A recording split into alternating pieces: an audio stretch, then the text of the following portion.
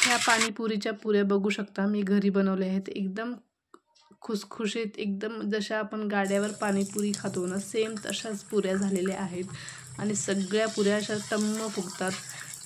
तर एकदा ही रेसिपी नक्की करून बघा. एकदम परफेक्ट मेजरमेंट आहे. आता ह्या पाणीपुऱ्या तुम्ही महिनाभर स्टोअर करून ठेवू शकता. महिनाभर ही पाणीपुऱ्या छान व्यवस्थित राहतात. आता हे पाणीपुरी घरची असल्यामुळे तुम्ही किती पण खाऊ शकता. आता बरेचदा बाहेरचं काय माहीत कसं पाणीपुऱ्या करतात, स्वच्छ असते की नाही माहिती नसते, पण आपण घरी छान स्वच्छ पद्धतीने आपण पाणीपुरी करू शकतो. तर घरच्या पाणीपुऱ्या कितीही खाल्ल्या तर काही प्रॉब्लेम येणार नाही आहे. तर नक्की तुम्ही घरीच पाणीपुरी यावेळेस बनवा. चला आता पटकन रेसिपीला सुरुवात करूया.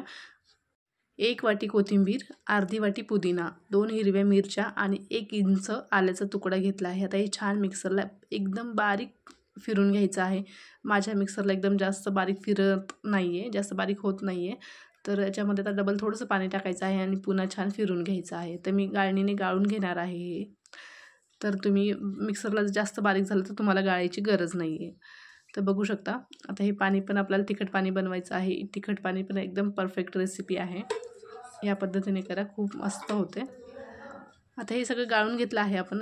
आता याच्यामध्ये आपण पाणी टाकणार आहोत. इथे मी 2 ग्लास याच्यामध्ये पाणी टाकलं आहे. तर याच्यामध्ये मसाले आपण नंतर टाकणार आहोत. आता हे आपण बाजूला ठेवूया थोडा वेळ.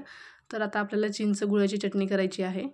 या पद्धतीने करा, पटकन चटणी तयार होते. अर्धी वाटी चिंच घेतली आहे आणि 1 वाटी आपल्याला गूळ घ्यायचा आहे. तर पहिल्यांदा ही चिंच स्वच्छ धुवून घ्यायची आहे 2-3 वेळेस.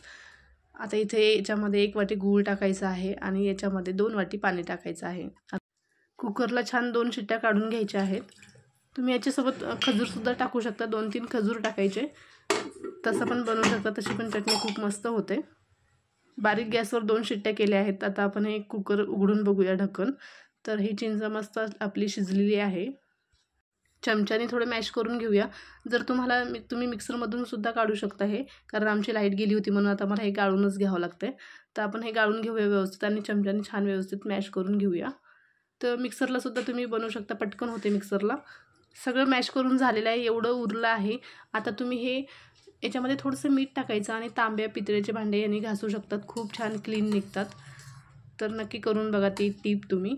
आता हे आपलं गोड आणि आंबट पाणी तयार आहे. याच्यामध्ये मसाले टाकायचे आहेत आपल्याला. आता याच्यामध्ये अर्धा चमचा काळं मीठ, अर्धा चमचा चाट मसाला, अर्धा चमचा जिरे पावडर टाकायची आहे आणि सगळं व्यवस्थित मिक्स करायचं आहे. जिरं पावडर जर तुमच्याकडे नसेल ना, तर जिरं छान तव्यावर भाजून घ्यायचं आणि मिक्सरला छान बारीक पूड तयार करायची आहे. तर आपलं जिरं पावडर तयार होतं आहे.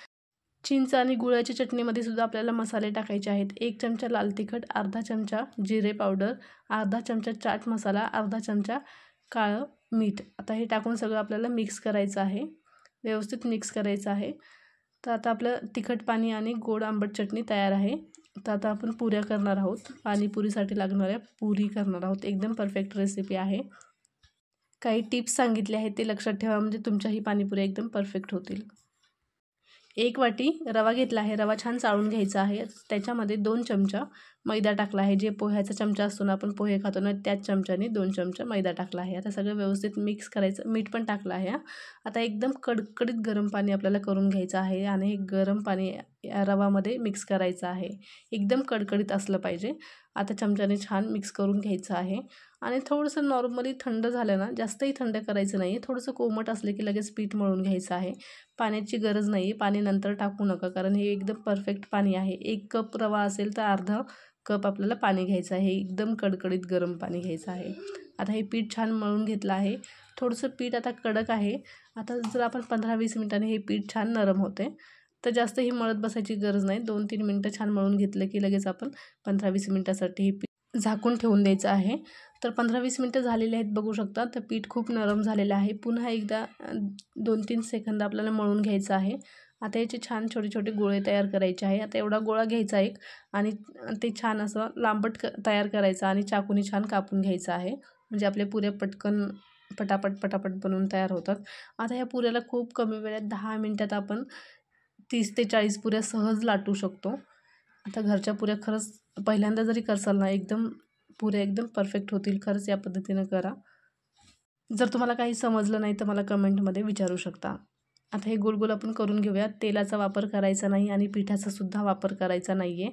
आता हे जे आपण गोल गोल गोळे केलेत ना, हे एका वाटीमध्ये ठेवून द्यायचे आहेत झाकून. जेव्हा जेव्हा तुम्हाला लाटायचं असेल तेव्हा एक गोळा, छोटासा पिठाचा गोळा घ्यायचा आणि छान लाटून घ्यायचा आहे. जास्त पातळ किंवा जास्त जाड पण लाटायचं नाही आहे. या पद्धतीनं लाटायचं आहे.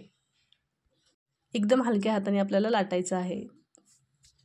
आणि जेव्हा तुम्ही पाणीपुरी करसाल ना, तेव्हा केल्यावर मला नक्की कमेंट करून सांगायचं की तुमच्या पुऱ्या परफेक्ट झाल्या होत्या का नाही. नसतील झाल्या तरी मला सांगायचं की नाही झाल्यात म्हणून, किंवा झाल्या असेल तरी पण सांगायचं. तर बघू शकता आता अशा पुऱ्या मी बनवल्या आहेत. असं लाटून घेतलं आहे. आता हे कॉटनचा कपडा घ्यायचा, त्याच्यावरच हे सगळ्या पुऱ्या आपल्याला टाकायच्या आहेत. तुम्हाला साईज छोटी मोठी करू शकता. इथे 20 ते 25 पुऱ्या लाटून घेतल्या आहेत. आता हे आपण तळून घेऊया. 1 कप रवामध्ये 80 ते 90 पुऱ्या होतात. एकदम परफेक्ट मेजरमेंट आहे. छोटासा गोळा घ्यायचा, पहिलं तेल छान कडकडीत गरम करायचं आणि आता ही छोटासा गोळा ना रव्याचा तेलामध्ये टाकायचा. जर ते छान वर आला ना की समजायचं आपलं तेल छान कडकडीत गरम झालेलं आहे. आता एक एक पुरी आपल्याला ह्याच्यामध्ये टाकायची आहे आणि ह्या पद्धतीने तुम्ही ते झाऱ्याला पुरीला असं दाबायचं आहे. म्हणजे पुरीना छान फुगते एकदम. म्हणजे बाहेर आपण पाणीपुरी खातो ना, तसंच पुऱ्या आपल्या फुगतात बघा. याच पद्धतीने तुम्ही पण करायचं आहे आणि सगळ्या पुऱ्या छान आपल्याला तळून घ्यायच्या आहेत. बघू शकता कलर पण खूप मस्त आलेला आहे. आता तुम्ही हे महिनाभरसुद्धा स्टोर करून ठेवू शकता. फक्त गरम गरम पुऱ्या एकावर एक नका टाकू. आधी थोड्याशा पुऱ्या तळवल्या ना, मग त्या थोड्या साईडला ठेवायच्या, मग दुसऱ्या आपण पुऱ्या छान तळून घ्यायच्या. फक्त गरम पुऱ्या एकमेकावर नका टाकू, मग ते नरम पुऱ्या होतात. तर बघू शकता, आवाजसुद्धा ऐकू शकता. आपल्या मस्त पुऱ्या तयार झालेल्या आहेत. तर नक्की करून बघा. रेसिपी खरंच खूप सोपी आहे आणि हे पाणीपुरीचं पाणी आणि पुऱ्या खूप मस्त झाल्या होत्या. आम्ही खूप खाल्ल्यात आणि जरी तुम्ही पहिल्यांदा करत असाल तरी एकदम परफेक्ट तुमची पुरीसुद्धा होईल आणि पाणीसुद्धा एकदम परफेक्ट होईल. एकदा नक्की करून बघा आणि रेसिपी कशी वाटली मला नक्की सांगा. तर आपण आता पाणीपुरी तयार करूया. बटाटा पण छान उकडून घेतला आहे हळद मीठ टाकून. कांदा पण छान बारीक कापून घेतला आहे आणि शेव पण तयार आहे. तर आता हे पुरी घ्यायची, एक पुरीमध्ये छान बटाट्याची स्टफिंग करायची, नंतर कांदा टाकायचा त्याच्यामध्ये आणि थोडंसं आपलं आंबट गोड चटणी टाकायची आणि त्याच्यामध्ये तिखट पाणी टाकायचं आहे आणि मस्त सर्व करायची. खूप मस्त लागते. त्याच्यावर थोडासा कांदा आणि शेव पण टाकायची आहे. आता खायची खूप मस्त झाली होती. नक्की करून बघा. आम्ही 2-3 दिवस कंटिन्यू खाल्ली होती. खूप छान झाली होती.